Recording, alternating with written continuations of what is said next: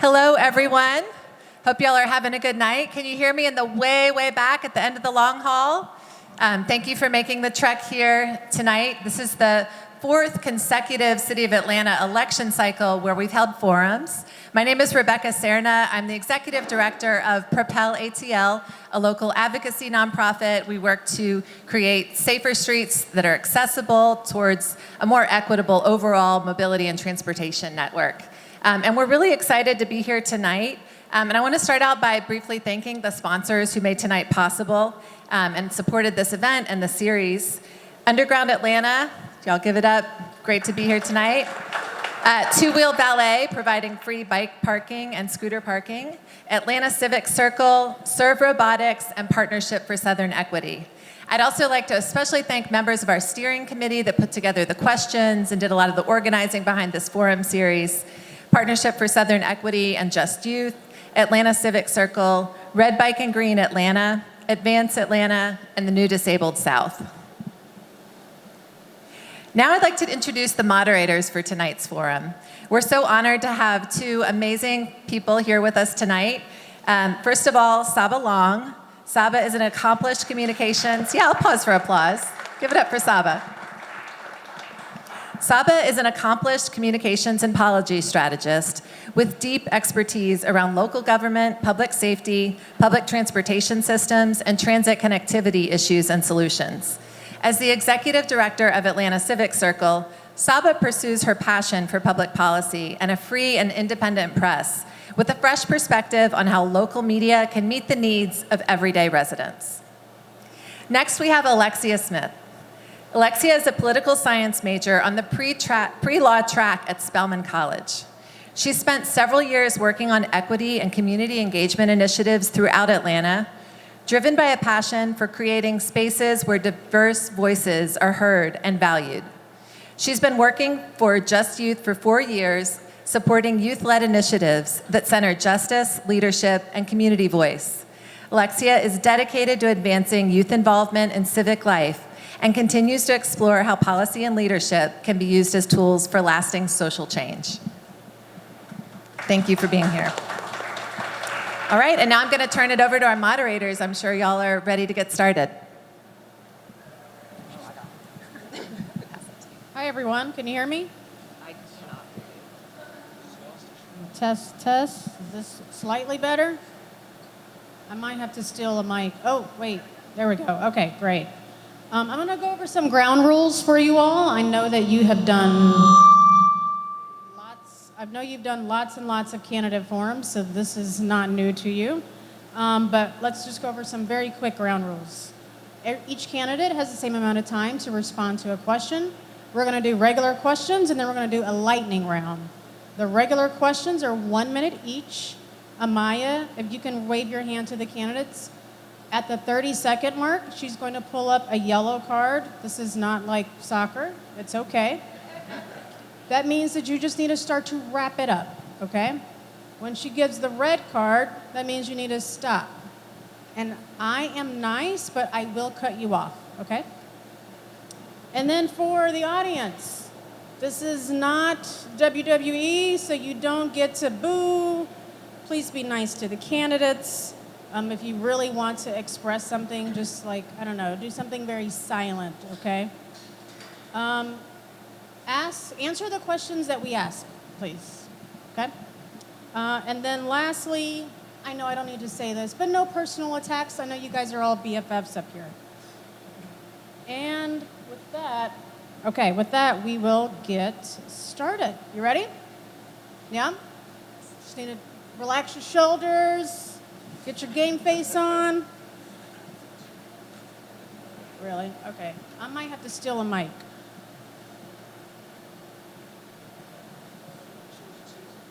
Well, okay. Is this? Yes, I can tell that's better. Great. All right. And we are jumping in. So our first question, we'll try to switch it up so the same person doesn't have to answer first every time, okay? Traffic fatalities, most of which are preventable, have impacted Black and brown communities disproportionately. The current Atlanta City Council has set a goal of eliminating traffic deaths by 2040.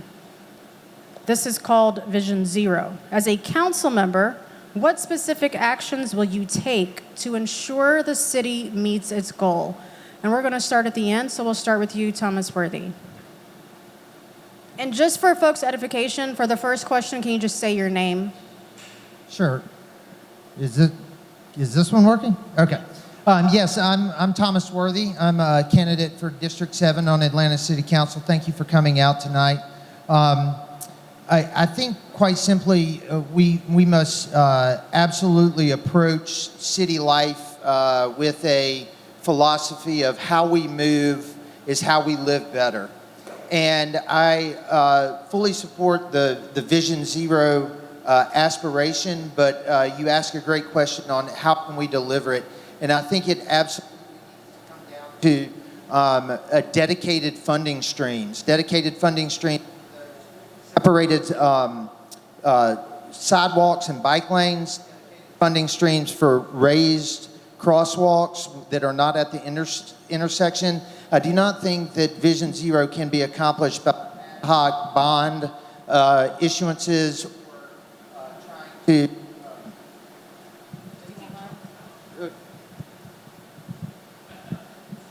I do not think Vision Zero can be fully funded by ad hoc bond issuances or various different appropriation processes from the general fund. I think that Vision Zero can only be accomplished through a dedicated funding source, and that is something that I would work hard to achieve. Okay. We're just going down the row. Okay. Hello, everyone. I'm Rebecca King. Thank you for coming out. I would approach this similarly as I did as a neighborhood planning unit past chair. We worked with the neighborhoods to identify those intersections and areas that were dangerous. In terms of a funding source, I'm proposing that instead of raising taxes, we use a revolving impact fee. When buildings are developed, there's an impact fee that can go to the local area and further out if the funds are needed. So what I would propose is that every time a building sells, 75% would stay locally. It would function for streets and sidewalks. 25% would go to other areas of the city that need that impact.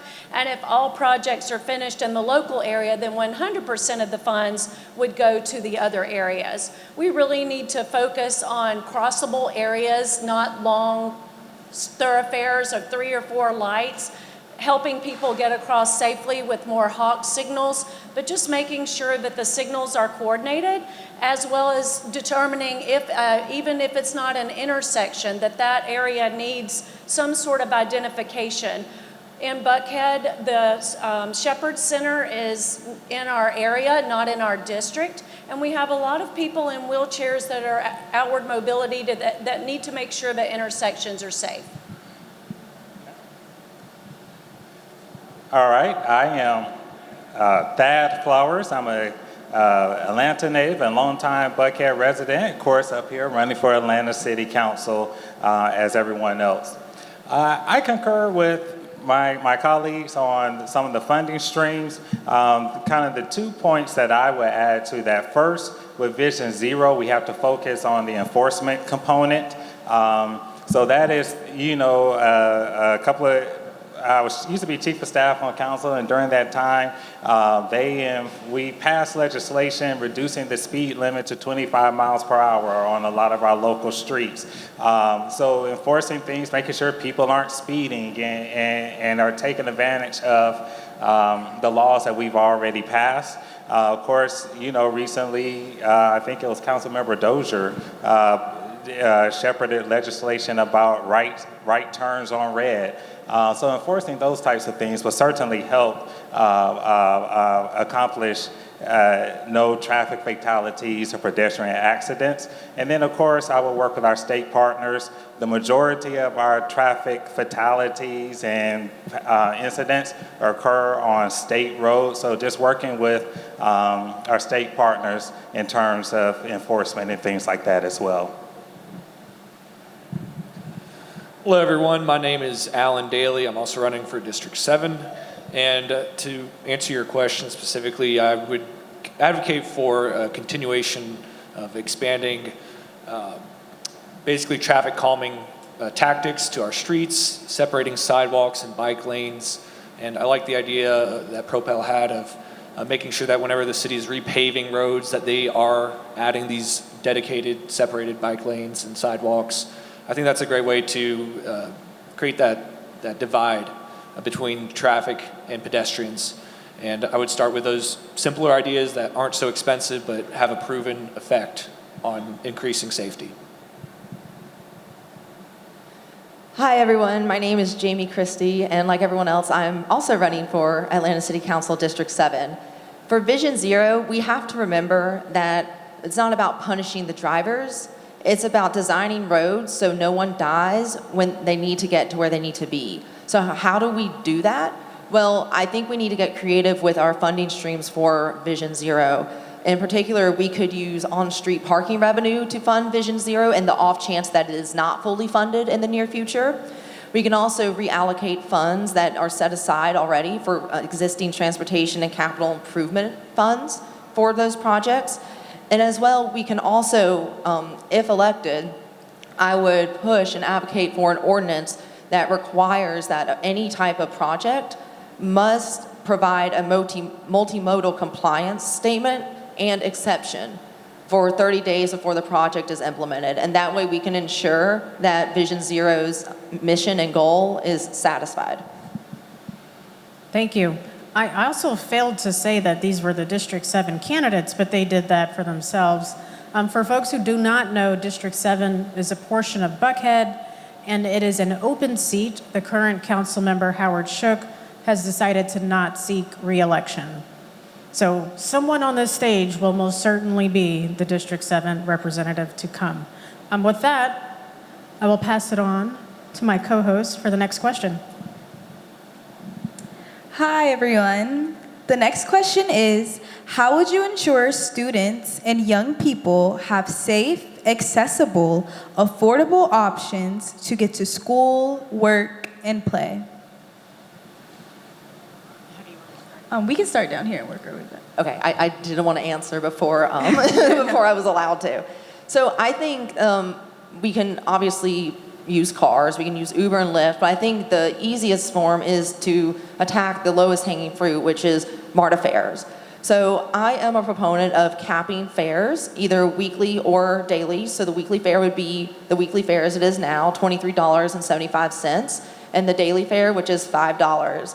And that way, if you reach the maximum amount of rides, the next ride is free. And that way we can target low-income individuals who otherwise couldn't afford to get where they needed to be in the city, but allow them to do that because of the fare cap. And that would also allow students with APS, we could look at working with APS to see if we could subsidize some fares and cap fares for $10 a week so that students can get to school. Because students deserve to have a safe way to get to school, and sometimes their parents aren't able to drive them to school because of their work schedules. So we need to account for those students as well. I also think that it's a good idea to reduce fares for students and seniors.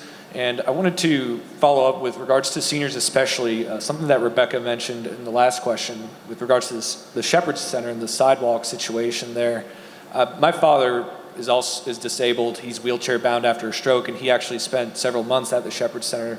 So I'm very familiar with the state of those sidewalks. And I think, like I said in my previous answer as well, we need to start with the basics. Improving sidewalks is something essential that the city needs to be improving. And then with regards to, again, the students and seniors, I think giving them a break when it comes to fares is key to increasing rideability. And then with regards to safety, MARTA needs to definitely step up its game when it comes to making sure that trains are clean, to make sure that that riders feel safe, that they're not getting harassed. I think that it's key to making sure that parents and children of our elders feel comfortable having their loved ones ride these trains and buses alone. That was a very good question. Thank you for that. A couple of things. I Atlanta native. I went to APS schools, and back in the day when I was in school, we actually got MARTA tokens. Now, of course, MARTA doesn't use tokens anymore. They have different ways to pay. Well, all APS students actually receive MARTA tokens to move around. And so implementing a similar program where I guess it'll be credit, or I guess now they're bringing on the tap to pay and all of that. So it'll be in the form of credits and things. And of course, moving around safely, that's also about our sidewalks and our pathways, working on infrastructure to move people around, especially around our school corridors. And then the other component of this, where all of these issues kind of intersect in a way, and so especially around our college campuses, things like that, we need more affordable housing supply for our students, so that one, you don't have that far to commute. So that would make it safe and affordable if you only had to go a couple of blocks instead of across town to get to your instruction and education. Yes, I would propose that MARTA and APS pair up. Woodward Academy is already using MARTA. We have a pre-existing system that needs to work effectively and be appealing. You could put APS students on the bus. The bus drivers that were hired can be safety monitors, if you will. And when you start young and ride public transportation, you look for it the rest of your life. We also need to fund the Beltline, one for all and all for one, with one process. There are around 30 CIDs, community improvement districts, in the Atlanta regional area, and I think part of that budget, all of them are existing to work on traffic. They can put some of that money to the Beltline and to improving MARTA. School systems get reimbursed by the state for those funds for public transportation, so it would lessen their budget and help them out by not having the bus system if they were using MARTA. The great thing about being last is you can say, I agree with what all my counterparts said, and I do agree with almost everything that my counterparts said up here. I think that they're absolutely right. I spent 9 years on the MARTA board. I was chairman of the MARTA board in 2023. That gives me deep experience as to what MARTA is doing right, and they are doing a lot of things right, and what MARTA is doing wrong, and they are doing things wrong. And I know probably each and every one of you have personally experienced the frustration with MARTA, as I have. I also think that in addition to what everybody said, I think Ms. King's point about Woodward is already doing this, and Woodward has been doing this for 10, 15 years. This is something that is not new or needs to be invented. It's something that needs to be improved upon and expanded. I also think that I'm really, really excited about the Summerhill BRT line coming online. Certainly there have been delays in that project, and there have been MARTA delays in the past that are MARTA's fault. I think that the Summerhill BRT line is a little bit different, because I think a lot of the delay in that project was under the city streets that the city nor MARTA knew about. But I think the Summerhill BRT line is going to connect students at Georgia State with downtown. It's going to be very exciting, and I think bus rapid transit, if delivered soundly, effectively, and quickly, can be a future on expanding transit options for students and young people. Thank you. By the way, if you all have audience questions, raise your hand and someone will come let you write it down or make sure that it gets relayed to us, okay?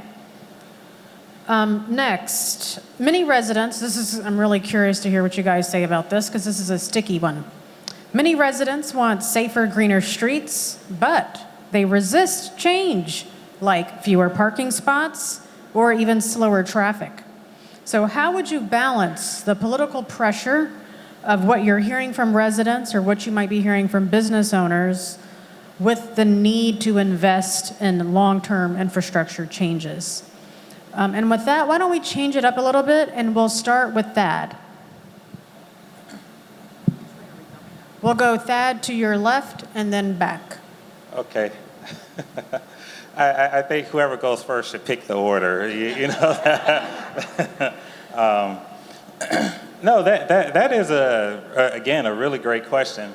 one of the things that I'm a big proponent of is these decisions are not necessarily a yes and, but I'm sorry, they're not necessarily either or, but they are a yes and that's especially important in District 7, which is pretty much almost on a lot of categories evenly split, close to 50-50.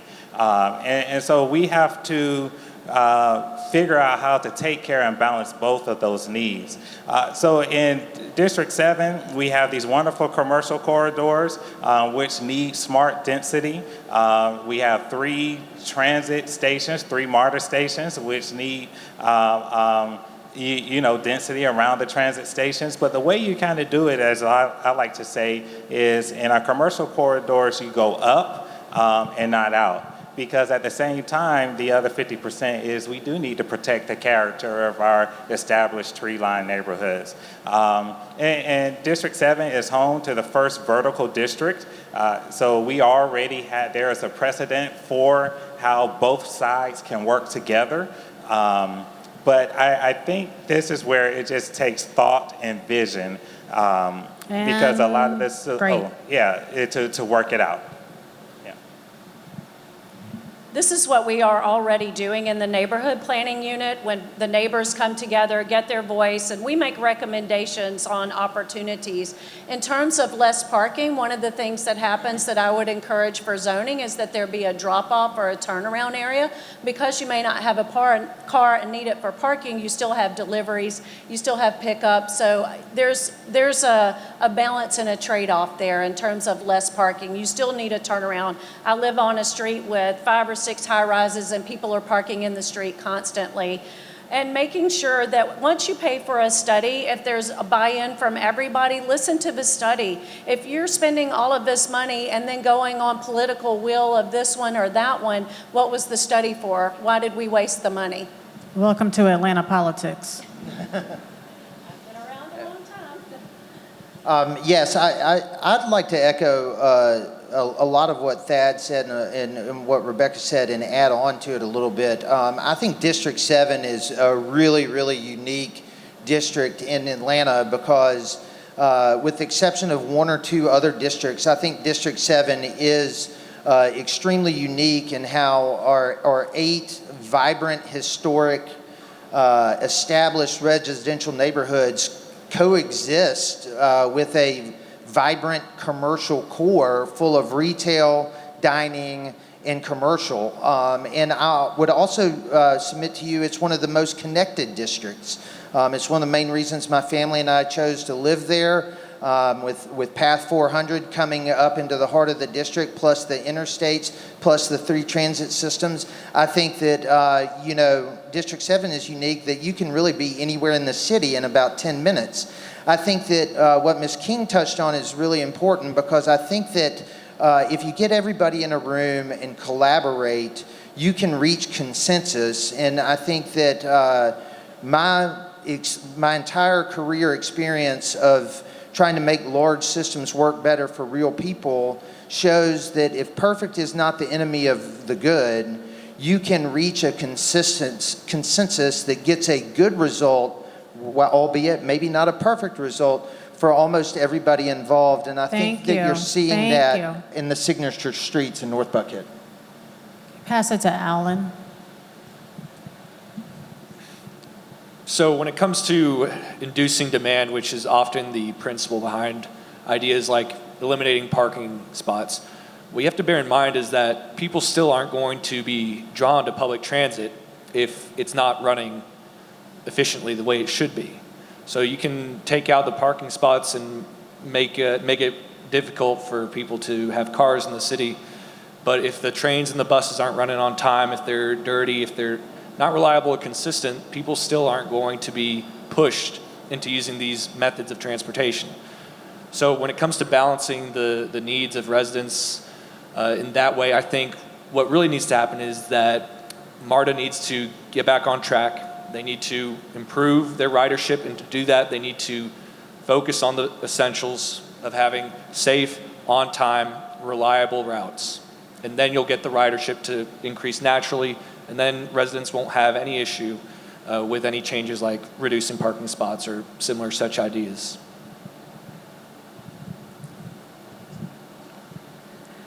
Part of my platform is being transparent and speaking with constituents throughout District 7. The vast majority of them believe that the government is not transparent. So we need to educate our constituents and invite them to be part of the process in any sort of manner, such as zoning. I know the MPUs already do that. The public can attend. They can't participate, but they can attend and listen in on those proceedings. And we also need to have these public town halls as well, so that the citizens can feel part of the process in general. And when citizens feel seen and heard, they are more likely to buy into any proposed change that the city is advocating to implement, such as, I know sidewalks are always wanted, but the construction that goes along with the sidewalks, people get upset over road closures because of that. But when we provide adequate spaces for them to feel seen and heard, then we can add more buy-in and more trust in the City Hall. Hi. The next question is, if elected, how will you ensure that youth have a real voice in shaping Atlanta's transportation policies from street design to budget priorities? And we're going to start with Rebecca, and you can work your way to the left. By making sure that we know exactly what's coming in and looking at each line item, we're only receiving 14.27% of the hotel and lodging tax. Most of it legislatively goes to the World Congress Center. We need a lot more of that money back, and we need to make sure that we are prioritizing what is in our charter, first responders, making sure that we're safe and we have qualified and make sure that their program and their facilities are run well. They are run well in terms of the staffing. It's just that if you go to a workplace, a Zone 2, for instance, Zone 2, I mean, it was recently refreshed. All of our zones need that, not just Zone 2. So I would make sure to go through each line item. We're way over budget now. Sorry, I was getting a little feedback. It was getting closer and closer, and just making sure that we're going through each line item and making use of the best funds. That's what our residents and citizens expect of us. I just want to make sure we're clear. This is for youth. So how would you make sure that young people are engaged and have a real voice in the process? Okay, I missed that. Sorry. Do you want me to? Youth, Y-O-U-T-H, young people. Okay. I thought you, like me. Okay. I was like, that doesn't, yeah, okay. You want to just do that over, but just, The echo's a little. okay, And in the, I heard you too. okay. thank you. Okay, youth. Sorry, the question again is, if elected, how will you ensure that youth have a real voice in shaping Atlanta's transportation policies from street design to budget priorities? There are programs already within the city to encourage youth to be engaged. The Atlanta Planning Advisory Board is also another opportunity. We give recommendations, or I did when I was on the board, in terms of budget, but reaching out to high schoolers and our college, getting them involved, engaged in the process early, getting them out to their neighborhood association, making sure that we're reaching out to schools and letting them know that that's going on. You could even, I was an educator, you could even go and send out a what would you pick kind of thing and work with our high schools to make sure that they have a lesson plan about budgeting. I know they do, but just in terms of city budgeting and what would you pick? So, which way? Oh, Left. okay. So I think one of the unique aspects of District 7 is that a lot of parents still walk their kids to school. My kids are babies and still go to St. James Preschool, which is a church preschool, but a ton of parents still walk their kids to Sarah Smith. And I think that not just in District 7, but citywide, we need to do a complete revamp of school zone traffic flow, school zone crosswalks, school zone safety. I think we need a complete revamp, and that is something that is completely within the purview of City Council, while much of education is in the purview of APS. And I think that in that process, we go into the schools and, obviously elementary school kids aren't super sophisticated consumers of government, but you can go in and you can ask elementary school kids, how do you walk to work? What streets do you take? When do you feel scared? And I think that there is a enormous opportunity for youth involvement. The other thing that I'd say is that I think that we absolutely need to focus on a collaboration with APS. Currently, there is no relationship between City Council and APS, and I would advocate for joint working sessions. Thank you.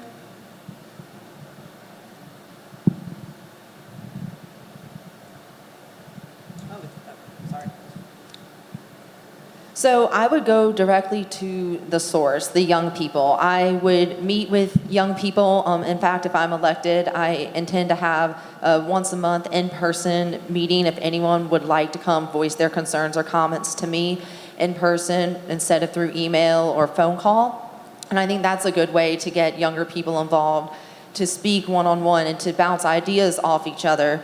And young people do have great ideas that some older people, including myself, haven't thought of before. They're creative, and I think we need to tap into that. And one of the ways we can is provide internships and programs for junior high schoolers and high schoolers in APS, and also work with private schools in the city as well to create programs that provide avenues to develop new transportation ideas, or maybe transportation idea right now could be workshopped to be improved and more streamlined and efficient. And ATL Doc could have missed an idea that someone else, some younger high school student picked up, and that could help the city. And I don't think we should discount our young people. They have good ideas. We need to listen to them. Well, one of the reasons why I'm running to begin with is I wanted to inspire young people to get involved in their communities and show them that you can make your voice heard. So besides street policy, which is very important, I would support increasing internships and programs to get high schoolers and college students from around the metro and the state involved in all sorts of aspects regarding the running of the city, whether it's the watershed or MARTA, or our arborist division, which has lots of complaints as well. These programs, they help increase civic engagement. They help the city find a pipeline of potential future employees at a low cost. It improves city services, and it's just a win-win all around. So I would definitely advocate for those sorts of expansions when it comes to getting youth voices more vocally involved in street policy and all of our policies. Okay, and great question, great answers. Yeah, I think being involved in the community and being present. About a week or so ago, I was at a cleanup for Mountain Way Common, and of course there are a bunch of adults, but this Skylar comes up to me, young kid, and he says, listen, I can't ride my bike in the street because there is no bike lane, and I can't ride on the sidewalks because the sidewalks are torn up, and then there's utility poles. So what am I supposed to do? So I think our youth are definitely engaged in understanding transportation. They may not be construction experts, but we can meet them where they are. And the best way to do that is to go, like I said, to where they are. So neighborhood associations and being involved that way. Involved in school programs with, of course, APS partners and all of our school partners throughout the districts or throughout the city. And then, of course, we have our internal communication channels as a council. So when we do town halls, we have newsletters, email lists, all of those things are ways to reach them and engage them and get them involved in the process. Thank you. We will now move to the lightning round. So get ready. This is very easy, I promise. You're gonna, again, make sure you're paying attention to our timekeeper. You have 30 seconds, so think of this, it can be a 1 minute or a one-word response. It could be a very short sentence, but not a paragraph, okay? And Alexia, why don't you kick us off? Okay, we're gonna start with Thad for this question. So, and then you can go to your right from there. Okay. So the first question is, what is the number one transportation/mobility challenge facing your district? Oh, the number one, just complete streets. Traffic and congestion is horrible in District 7. So finishing the capital projects on the large side, mid-level is just making sure we have sidewalks and pathways to get around. And then the smaller lifts in District 7 would just be simple things like synchronizing the traffic lights. So anything traffic and transportation, all of those, large, medium, and small. Thank you. Well, I'm sure you'll hear many answers related to congestion, but from the very beginning of my campaign, my idea was adaptive traffic lights because it's true, it is congestion. Besides the potholes and the poor state of roads in our district and in the city in general, congestion is strangling the city. It's a major deterrent when it comes to bringing in tourists from around outside the city. And having lived abroad and seen this technology has been in use for 10 years plus already. Adaptive traffic lights, they automatically synchronize. You can let them have emergency vehicles come through and buses as well. It's really cheap to implement, and that's the number one challenge to District 7 and probably Atlanta as well. Okay, making sure she was starting the time. I think the road conditions are, actually, I know the road conditions are the main griping point for District 7. There's some roads where tree roots have buckled the road, which makes them inherently dangerous and create huge unnatural or natural speed bumps, I guess I should say. There's cracks in the road that then form into potholes, and then there's metal plates left in the road from construction that is done or isn't finished, and it's just left there. So we need to clean up our roads and make our roads pristine.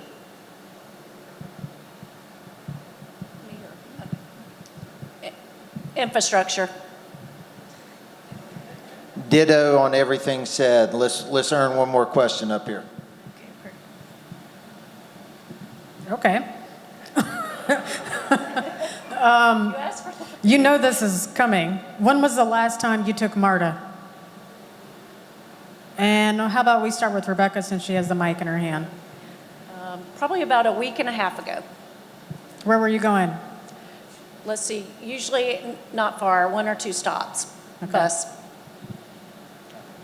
Probably a couple of weeks ago, and I always take MARTA most often when I'm going to the airport. I park at Lindbergh, and it's just an easy 26 to 30-minute ride down to the airport.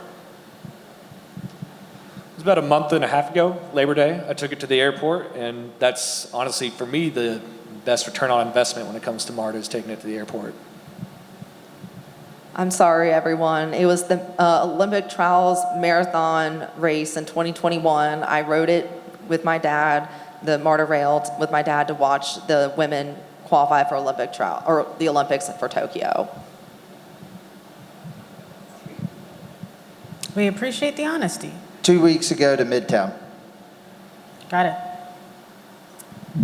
Okay. Name one number or route in your council district. Wait, one bus number or route in your council district. And then we start with Alan. Oh. Okay, well. I don't take the bus, so I don't know the bus routes.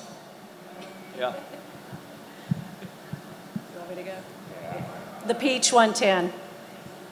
Say that again. The Peach 110. And then the other one was 5. Roswell Road. Anybody else? Roswell Road. I see it. No, I seriously see it on the give road. a different one. In my district, probably the 400 bus route as well. It takes you in, I believe. Or no, it actually ends at North Springs, I think. Sorry about that. Okay. Is that everybody? Okay. What is the boldest transportation idea that you would champion if you knew that you could get the votes and the mayor would not veto? The boldest transportation idea, and we'll start with Alan. Well, as I mentioned, smart streets, adaptive traffic lights, it's a pet project of mine. I don't know if that's bold enough for y'all, so I would, if I had the ability to convince people to go for it, I would say something that would get us a lot of talk time nationwide would be adding more streetcars, maybe one in the Buckhead Triangle area, Peachtree and Piedmont, link it up with the other streetcar in downtown. I mean, I know it's expensive and there's lots of criticisms about it, but I think as far as boldness goes, that would be one way to do it. I just realized a MARTA route in District 7, the Lindbergh line. Sorry, everyone, just had to clear that up. My, I guess, radical idea would be to amend the city code statute 13814 to remove responsibility of repairing sidewalks from property owners and private entities to the city and Georgia, the state.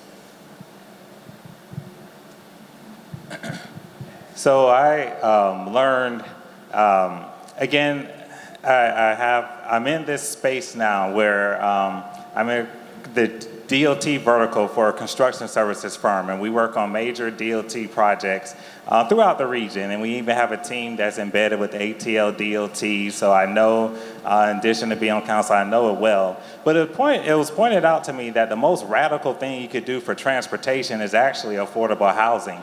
You put people in places where, especially in our commercial corridors, like developing Lindbergh, that will probably be the best thing because people don't have to go that far to get to their services. Hey, keep it to time, y'all. 30 seconds. Oh, sorry. I get on a roll. I'd probably be burned at the stake, but take a lane out and use it only for the bus.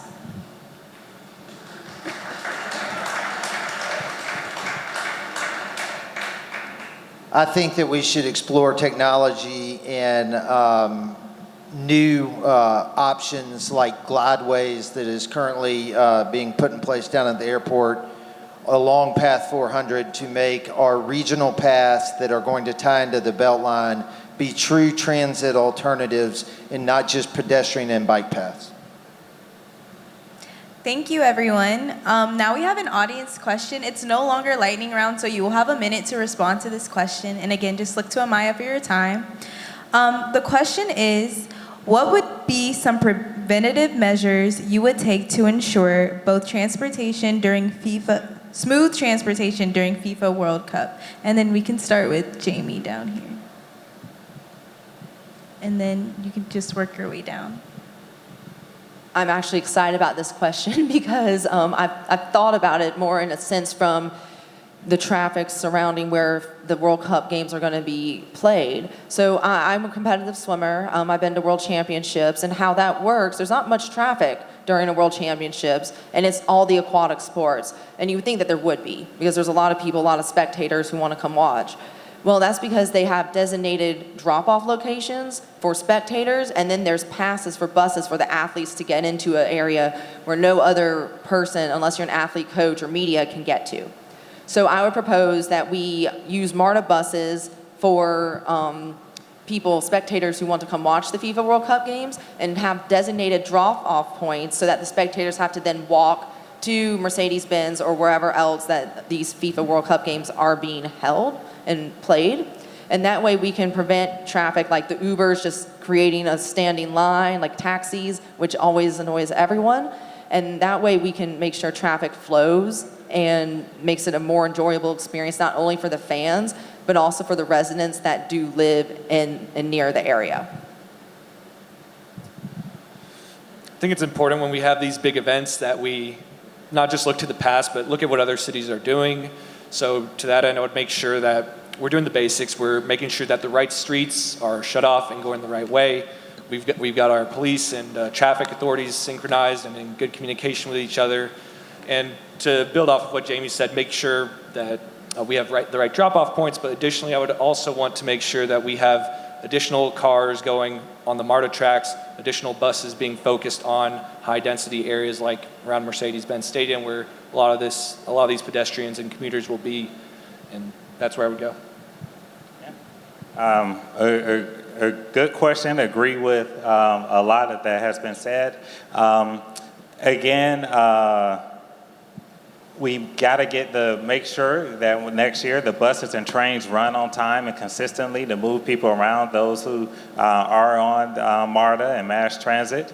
And then, of course, it have traffic zones, or sometimes specifically no traffic zones.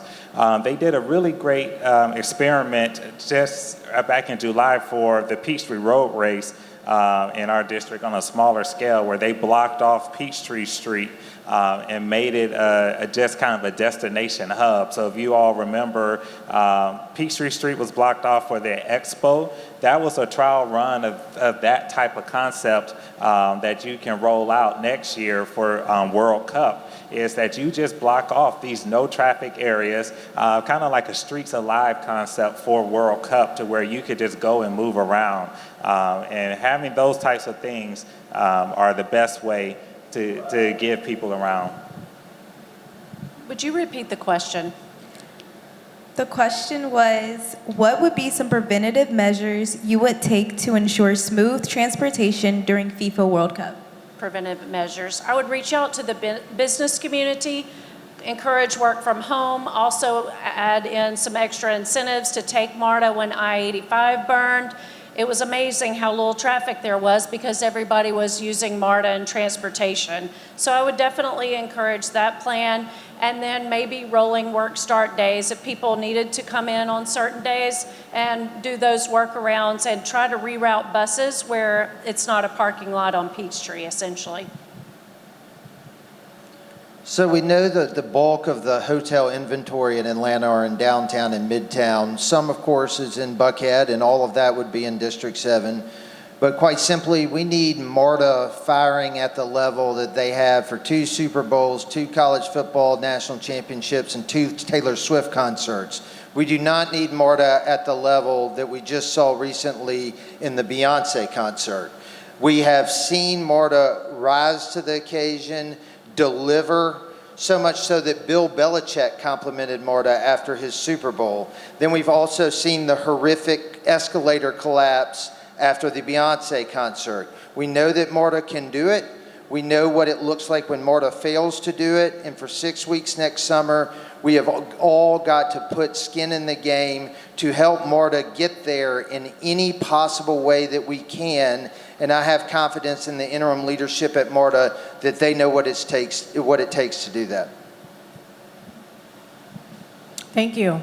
For the audience, you can go to Atlanta Civic Circle's website and go to Election Hub and see the candidates' responses to questions that we did not ask tonight around transit and mobility. I encourage you to read through their responses. The candidates took a lot of time, and we asked them some really deep policy questions informed by the Propel team.